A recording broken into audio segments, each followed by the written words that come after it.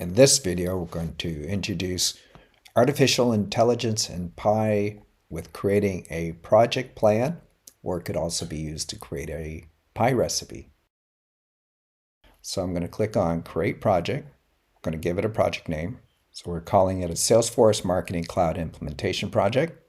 And you can see I can create a project from scratch, create from recipe, or create from AI. Let's click on that. I'm going to enter my prompt. Give it the type of project. I'm going to define the phases, or I can type my own phase, and then click Generate. So what we're doing is connecting to API for GPT. Now it's giving the results.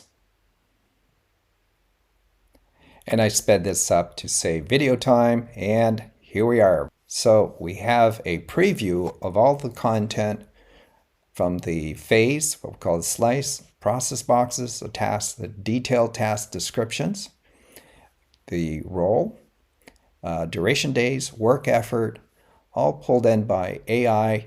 I can edit this if I want, but I can also go in here and add extra prompts to try different variations. And if I like it, I just click on this button, Use for Project, and within a couple seconds, voila, there's your project in Pi created by AI. So we can take a look, and you can see there's a lot of content in here ready to go.